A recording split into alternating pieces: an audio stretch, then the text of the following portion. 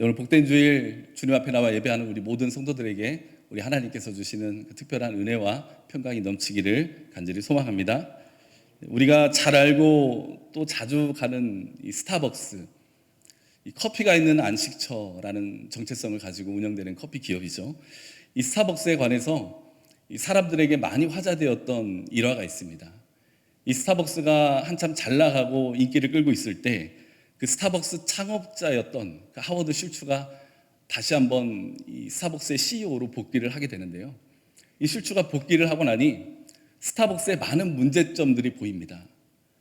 이 매장에 들어서면은 진한 커피 향이 나는 것이 아니라 샌드위치 냄새가 더 강하게 나고, 커피로 시선을 가는 것이 아니라 매장에 있는 여러 상품에 시선을 빼앗기게 되는 그런 여러 가지 많은 문제점을 발견했습니다.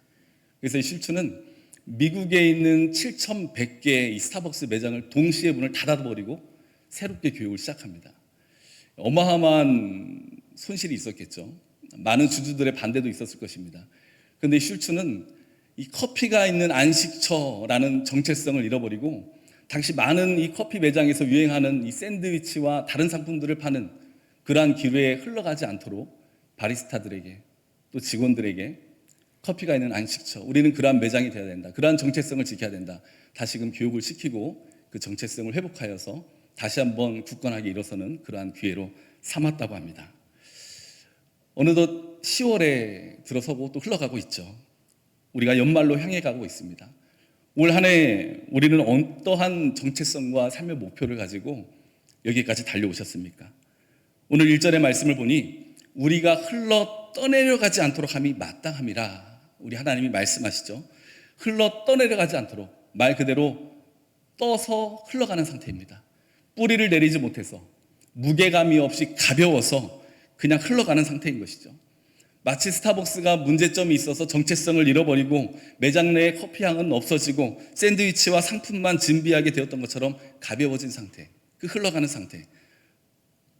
우리 주님께서는 그런 흘러가는 상태를 주의하여라 우리에게 말씀하시죠. 왜 그런가 보니 오늘 본문 안에서 이 흘러 떠내려가는 사람들이 나옵니다. 이 히브리서 말씀은 유대교에서 기독교로 개종한 이 유대 그리스도인들에게 주신 하나님의 말씀이죠. 당시 많은 유대인들이 예수 그리스도의 복음을 받아들이고 주님을 구주로 영접하고 믿음의 길에 들어섰습니다. 그런데 막상 믿음의 자리에 들어섰지만 그 믿음을 가지고 삶의 자리에서는 믿음의 능력을 나타내질 못하는 거예요. 그러다 보니 유대교의 핍박이 찾아오고 로마의 박해가 찾아오니 믿음을 버리고 다시 역개종을 하는 사람들이 많이 늘어나기 시작했습니다. 신앙은 성장하지 못해서 젖된 아이의 수준에 머물러 있었어요. 우리 예수님은 나의 필요를 채워주시는 정도로만 생각하는 그런 성도들이 많이 있었습니다. 그러다 보니 예배에 대한 감동도 없고 예수님을 향한 열정도 식어버리고 내가 예수님을 믿는다는 것이 나의 삶에 무슨 의미가 있는가? 예수님을 믿는다는 것이 나의 가정에 어떠한 의미가 있는 것인가? 이 믿음의 능력을 잃어버려서 많은 사람들이 믿음의 자리를 떠나고 말 그대로 흘러 떠내려가는 그런 상황들이 많이 일어났습니다. 심지어는 어떤 사람들은 우리 이럴 바에 그냥 모이지 맙시다, 이런 얘기까지 했나 봐요. 그래서 히브리서 10장 25절의 말씀을 보면 모이기를 패하는 어떤 사람들의 습관과 같이 하지 말고 오직 권하여 그날이 가까움을 볼수록 더욱 그리하자, 이러한 말씀이 선포될 정도로 모이기를 패하는 어떤 사람들의 습관과 하지 말지어다, 그런 권면의 말씀이 선포될 정도로 당시 많은 성도들이 이 믿음의 자리에서 등을 돌리고 있었던 것이죠. 이처럼 히브리서가 기록될 당시에는 많은 사람들이 흘러 떠내려가고 있었습니다. 믿음의 능력이 삶의 자리에 나타나지 않았고 세상에 휩쓸려서 이리저리 떠내려가고 있었던 것이죠. 우리는 어떻습니까? 우리도 이 그리스도인의 정체성을 잃어버리지 않고 세상의 풍파와 세상의 환경과 상황에 흘러 떠내려지지 않도록 우리들의 모습을 늘 뒤돌아보고 깨어 있어야 되지 않겠습니까? 제가 그 중학교 정도 되었을 때 그 당시에 그 MC 스퀘어라는, 아실 거예요. MC 스퀘어라는 기계가 굉장히 유행이 있었습니다. 그렇게 뚜뚜뚜뚜 소리 나는 기계인데요. 그거를 꽂고 공부를 하면 이제 집중력이 향상되어서 공부하는 데 도움이 된다 하는 기계였어요. 아주 선풍적인 인기를 끌었습니다. 저희 집도 아버지가 2대나 사오셨더라고요. 모든 친구들이 그것을 다 가지고 공부할 정도로 정말 인기 있는 제품이었는데, 제 친구 중에 운동으로 진로를 일찍이 정한 친구가 있었어요. 그래서 오전만 수업하고 오후에는 운동을 가는 그러한 이제 패턴으로 공부하는 친구였는데요. 어느 날 그 친구도 가방에 그 MC 스퀘어가 들어있는 거예요. 그래서 제가 와, 정말 대단하다. 운동하기도 힘들 텐데 저걸 끼고 공부할 정도도 공부도 열심히 하는가 보다 싶어서, 야, 너는 공부도 하고 운동도 하려면 정말 힘들겠다. 그랬더니 그 친구가 하는 말이, 다른 친구들은 그거 다 가지고 있는데 나만 안 가지고 있으면 불안하다고, 안 쓰러다도 가지고라도 다니라고 부모님이 가방에 넣어줬다는 거예요. 사실 이런 것들이 우리들의 삶에 굉장히 질비하거든요. 내가 하는 것이, 내가 가고 있는 길이 정말 옳은 길인가, 의미가 있는 것인가, 올바른 길로 가고 있는 것인가, 그건 별로 중요하게 생각하지 않아요. 우선 남들이 하니까 다 하는 것입니다. 남들이 사야 되니까 사야 되는 것이고, 남들이 투자한다니까 나도 투자해야 되는 것이고, 남들 자녀들이 보낸다니까 나도 일단 보내고 봐야 되는 것이죠. 남들 다 하는데 안 하니까 뭔가 뒤처지는 것 같고 불안하게 느껴집니다. 의미와 목적은 생각하지 않고 그냥 흘러서 같이 떠내려가는 상태. 우리의 삶이 어디로 가는지도 모르고 세상에 휩쓸려가는 상태. 우리가 오늘 하나님의 이 말씀처럼 이 흘러 떠내가지 않도록 우리는 믿음 안에서 끼어 살아야 되지 않겠습니까? 그래서 하나님께서는 오늘 우리들에게 말씀해 주십니다. 3절의 말씀이죠. 우리가 이같이 큰 구원을 등한히 여기면 어찌 그 보응을 피하리요. 그러니까 세상과 세속의 흐름에 흘러 떠내려가지 않기 위해서는 큰 구원을 등한히 여겨서는 안 된다는 하나님의 말씀이죠. 소홀히 여겨서는 안 된다는 것입니다. 큰 구원이 무엇입니까? 예수님께서 우리를 위해서 베풀어 주신 십자가의 은혜입니다. 우리의 정체성은 하나님께서 우리를 위해서 예수 그리스도를 보내주시고 예수 그리스도의 십자가의 보혈로 하나님의 자녀가 되었다는 데에서부터 우리의 정체성이 시작이 되는 것이죠. 그렇습니다. 우리가 세상 속에서 가볍게 떠다니고 흘려 떠다니는 그런 삶이 되지 않기 위해서는 예수님의 큰 구원의 은혜를 우리가 간직하고 살아야 되는 것입니다. 탕자를 생각해 보세요. 아버지를 떠나고 아버지의 사랑에 등을 돌렸을 때 세상에 떠내려가는 삶을 살게 된 것을 우리가 성경을 통해서 보지 않습니까? 우리도 큰 구원의 은혜를, 예수 그리스도의 십자가의 은혜를 기억하지 못하고 그 사랑에 감격하지 못한다면 우리의 신앙이 흔들리고 물 위에 흘러 떠내려가는 그런 나뭇잎과 같은 그러한 상태가 될 수 있다는 것이죠. 이 자리에 있는 우리 모두는 예수 그리스도의 십자가의 은혜, 그 큰 구원의 은혜를 간직하시고 하나님의 자녀라는 정체성을 가지고 살아갈 수 있기를 간절히 소망합니다. 그리고 우리 하나님께서 우리에게 한 가지 더 말씀을 주세요. 우리 1절의 말씀 같이 한번 화면을 보고 읽어볼까요? 들은 것에 더욱 유념함으로. 흘러 떠내려가지 않기 위해서는 들은 것에 유념하라는 것이죠. 들은 것을 간직하라는 말씀입니다. 우리가 세상에 흘러 떠내려가지 않기 위해서는 하나님의 말씀을 간직하고 살아야 된다는 거예요. 하나님의 말씀에 날마다 귀를 기울이고 그 말씀을 붙잡고 그 말씀을 간직하고 살아야 된다는 것입니다. 요즘은 얼마나 하나님 말씀 듣기에 좋은 시대입니까? 핸드폰 어플로도 성경을 볼 수가 있죠. 유튜브로도 지난 말씀을 다시 들을 수 있어요. 예배 때 선포된 말씀을 다시 들을 수 있어요. 말씀을 가까이 할 수 있는 너무 좋은 시대에 살고 있습니다. 자, 그런데 문제는 그 말씀을 우리가 간직하지 않는다는 데 있죠.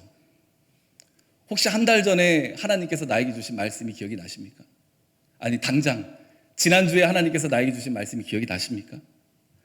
지금 우리는 하나님의 말씀을 날마다 보고 날마다 듣고 가까이 하고 있지만 정말 우리들의 가슴 속에 남아있는 하나님의 말씀은 얼마나 되는지 우리가 솔직하게 뒤돌아봐야 되는 것입니다.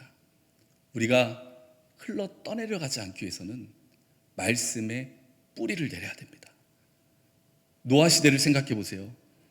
세상이 죄악으로 타락했습니다. 하나님께서는 죄악된 세상을 물로 심판하겠다고 경고하셨어요. 그런데 아무도 이 말씀에 유념하지 않았어요. 이 말씀을 간직하지 않았습니다. 마태복음 24장의 말씀을 보니 홍수전에 노아가 방주에 들어가던 날까지 사람들이 먹고 마시고 장가들고 시집가고 있으면서 홍수가 나서 그들을 다 멸하기까지 깨닫지 못하였으니 하나님의 말씀을 유념하지 않고 간직하지 않고 세상 일에만 몰두하다 보니 결국에는 죄악된 세상에 다 흘러 떠내려가고 결국 하나님의 말씀을 유념하고 간직하고 순종한 노아만 이 구원의 반열에 오를 수 있게 된 것이죠. 성도 여러분, 우리는 얼마나 하나님의 말씀에 귀를 기울이고 있습니까? 세상에서 무언가를 선택하고 결정할 때 하나님의 말씀을 기준 삼는 경우가 얼마나 많이 있습니까? 하루 종일 주식 상황을 보고 유튜브를 보고 돈을 벌고 나의 능력을 개발하는 데는 수많은 시간과 에너지와 열정을 쏟아붓고 있지만 하나님의 말씀을 보고 그 말씀을 나의 심령에 간직하는 데는 우리가 얼마나 많은 열정과 시간과 에너지를 쏟아붓고 있습니까? 우리가 세상의 화려한 것들만 보고 있으면 하나님의 계획이 보일 수가 없죠. 세상의 소리에만 귀를 기울이고 있으면 하나님의 음성이 우리 내면에 들려올 수가 없습니다. 그런데 분명한 것은 나에게 주신 말씀을 붙들고 간직하고 살아간다면 우리는 결코 흘러 떠내려가지 않는 그런 삶이 될 수 있다는 것이죠. 배가 파도에 떠내려가지 않으려면 닻을 내려야 되잖아요. 우리가 떠내려가지 않으려면 우리 주님께, 주님의 말씀에 믿음의 닻을 내려야 되는 것입니다. 우리 베드로를 생각해 보세요. 베드로가 물 위를 걸어오는 예수님을 보고 주님, 저도 한번 물 위를 걸어보고 싶습니다. 주님이 오라. 베드로가 주님을 보고 물 위를 걸어가요. 인류 최초로 물 위를 걷는 그러한 기적을 베드로가 누렸습니다. 그런데 그 기적은 잠깐이었죠. 바다에 금방 빠져버렸어요. 그 이유에 대해서 성경에서는 이렇게 말씀하십니다. 바람을 보고 무서워 빠져가는지라. 바람을 봤어요. 예수님을 바라보고 물 위를 걸을 때는 물 위에 떠 있어서 빠지지 않을 수 있었지만 순간적으로 불어오는 파도와 바람을 보니 순간적으로 물에 빠져들게 된 것이죠. 놀랍지 않습니까? 우리가 말씀이 육신이 되신 예수님께 집중할 때 거친 파도 위를 걸으며 그 안에 머무를 수 있지만 그 초점이 파도와 바람으로 옮겨지는 순간 우리는 빠지게 되고 흘러 떠내려가게 된다는 것이죠. 우리 성도 여러분, 우리가 잘 알지 않습니까?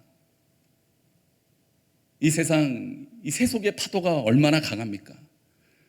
거짓된 정보들이 난무하는 시대입니다. 거짓된 영상, 거짓된 소식, 거짓된 정보들, 우리를 자극하는 이야기들 수도 없이 많이 있어요. 신앙적으로도 거짓되고 잘못된 가르침을, 영상들, 이야기들, 정보들 수도 없이 많이 있습니다. 자칫하면 우리가 그것들에 흘러 떠내려갈 수 있게 된다는 것이죠. 또 우리들의 상황과 형편이 우리를 자꾸 휩쓸고 가려고 할 때가 많이 있습니다. 이러한 세상 속에서 살아가는 우리들 흘러 떠내려가지 않기 위해서는 하나님의 말씀에 믿음의 닻을 내려야 되는 줄 믿습니다. 사도 바울이 고백하죠. 내가 궁핍함으로 말하는 것이 아니라 어떠한 형편에든지 나는 자족하기를 배웠노니 나는 비천에 처할 줄도 알고 풍부에 처할 줄도 알아. 모든 일, 곧 배부름과 배고픔과 풍부와 궁핍에도 처할 줄 아는 일체의 비결을 배웠노라. 그러니까 어떠한 상황에도 막 이리 흘러가고 저리 흘러가고 요동하는 것이 아니라 어떠한 상황에도 적응할 수 있는 비결을 배웠다는 거예요. 어떻게 해요? 내게 능력 주시는 자 안에서 주님께, 주님의 말씀 안에 믿음의 닻을 내렸더니 이런저런 상황이 흔들리지 않고 떠내려가지 않고 중심을 잡고 살 수 있게 되었다는 것입니다. 우리 성도 여러분, 하나님의 말씀을 유념하고 간직하고 살아가는 우리 모두가 될 수 있길 축복합니다. 우리가 얼마나 흔들리는 존재입니까? 얼마 전까지만 덥다고 날씨 더워 죽겠다 하던 우리들 이제 아침 저녁으로 조금 쌀쌀해졌다고 이제 좀 춥네. 우리들의 감정과 우리들의 마음은 아주 널뛰기를 하죠. 이리저리 흔들립니다.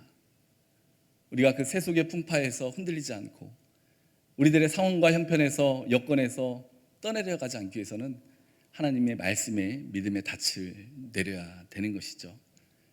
나에게 주신 하나님의 말씀을 유념하고 간직하고 세상의 풍조에 흘러 떠내려가지 않는 우리 모두가 될 수 있기를 주님의 이름으로 축복합니다.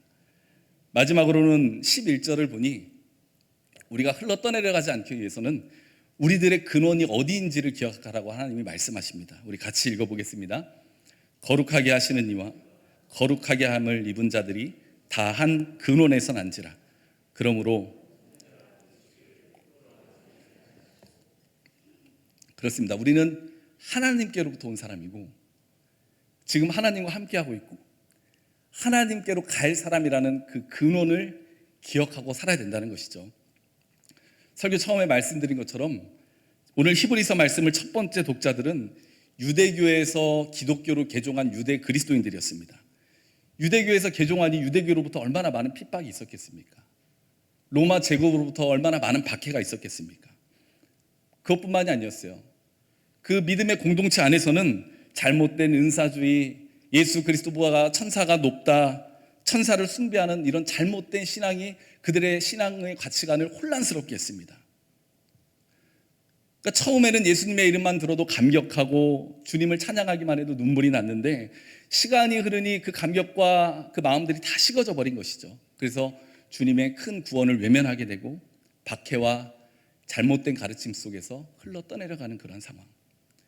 그러니 우리 하나님께서는 떠내려가지 말라고 이 히브리서 기자를 통해서 마음 다해 외치고 선포하고 있는 것입니다. 여러분, 박해와 핍박으로부터 마음이 흔들려서 떠내려가지 마십시오. 잘못된 신앙적인 가르침과 가치관에 여러분이 흘러 떠내려가지 마십시오. 그러기 위해서는 여러분이 예수님께로부터 왔고 예수님이 여러분과 지금 함께 하시고 여러분이 예수님께로 가란 그러한 존재라는 것을 여러분의 근원을 기억하고 살아야 됩니다. 이 하나님의 말씀을 주고 있는 거예요.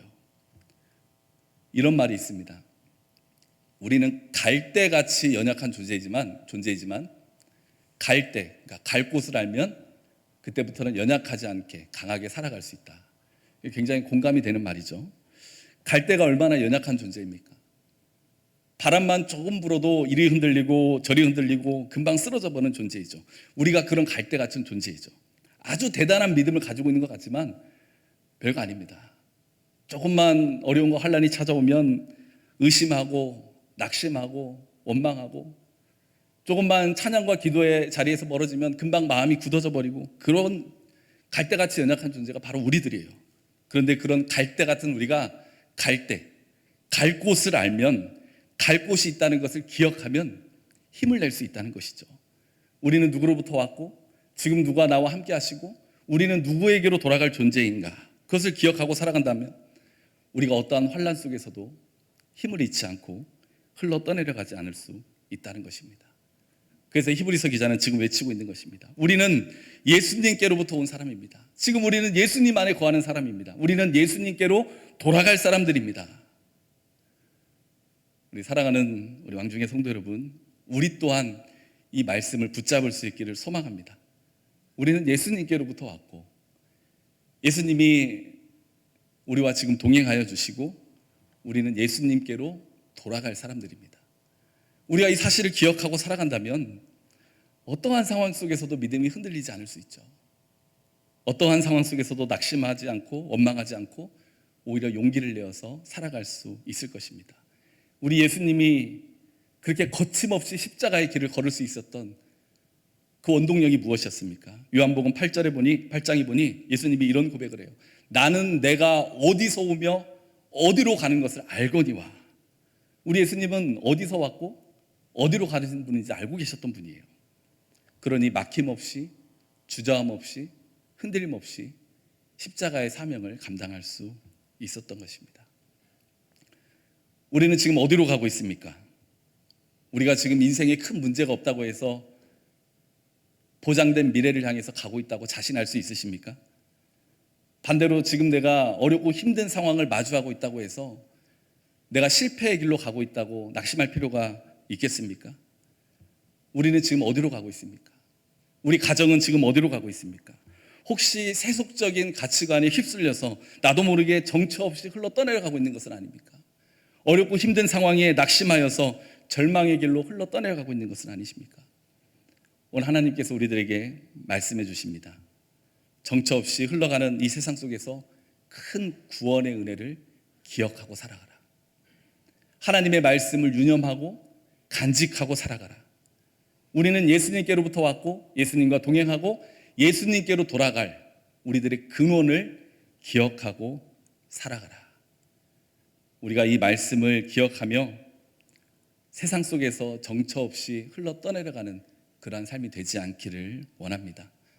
남들 다 한다고 해서 나만 안 하면 이상하고 불안하고 뒤처질까 봐 마음 졸이는 그러한 삶이 아니라 세상 일에만 몰두하며 그냥 정처 없이 어디로 가는지 모르게 떠내려가는 삶이 아니라 인생의 풍파 속에서 믿음이 흔들리는 삶이 아니라 오늘 우리를 붙잡아 주시고 동행해 주신 그 주님을 표대 삼아서 믿음의 길을 걸어가는 우리가 될 수 있기를 소망합니다.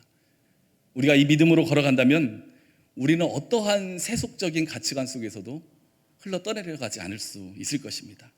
두려워하지 말라, 내가 너와 함께함이라. 놀라지 말라, 나는 내 하나님이 됨이라.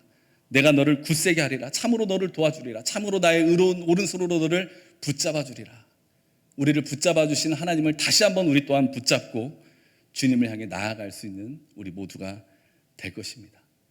우리가 잘 아는 찬송가 490장 찬송이 있죠. 3절에 이런 가사가 있습니다. 우리 같이 한번 읽어보도록 하겠습니다. 주여, 세상 풍조는 나날이 변하여도 나는 내 믿음 지키리니. 인생 살다가 죽음이 꿈 같으나 오직 내 꿈은 참되리라. 나의 놀라운 꿈 정녕 나 믿기는 장차 큰 은혜 받을 편이. 나의 놀라운 꿈 정녕 이루어져 주님 얼굴 배우리라. 아멘. 이 믿음이, 이 고백이 우리들의 평생의 고백이 될 수 있기를 축복합니다. 우리가 세상의 풍조에 흘러 떠내려가지 않도록 우리의 믿음을 지키며 큰 구원의 은혜에 날마다 감격하며 하나님의 말씀을 간직하고 우리가 돌아갈 주님의 나라를 바라보며 믿음으로 살아가는 우리 모두가 될 수 있기를 소망합니다. 이러한 믿음으로 주님 앞에 서는 그날까지 믿음의 경주를 완주하여서 하나님 앞에 섰을 때 빛나는 상급과 칭찬을 받는 우리 모두가 다 될 수 있기를 주님의 이름으로 축원합니다. 하나님, 우리들의 삶의 모습이 세상 속에서 흘러 떠내려가는 그러한 삶이 되지 않기를 원합니다. 그것이 옳은지 맞는 건지, 그 길이 선한 길인지 하나님이 기뻐하시는 길인지 우리가 아무 생각 없이 세상의 풍파에 휩쓸려 그냥 걸어가고 살아가는 것이 아니라 나는 구원받은 하나님의 자녀라는 그 정체성을 기억하고 하나님의 말씀을 인생의 기준으로 삼아 하나님을 바라보고 살아갈 수 있도록 도와주시옵소서. 인생의 어려움과 환난이 있을지라도, 또 우리는 연약한 갈대와 같은 존재일지라도 우리가 하나님께로부터 왔고 하나님 나와 함께 하시고 하나님께로 돌아갈 것이라는 그러한 굳건한 믿음을 가지고 주님을 바라보며 다시 한번 용기 내어 살아갈 수 있도록 인도하여 주시옵소서.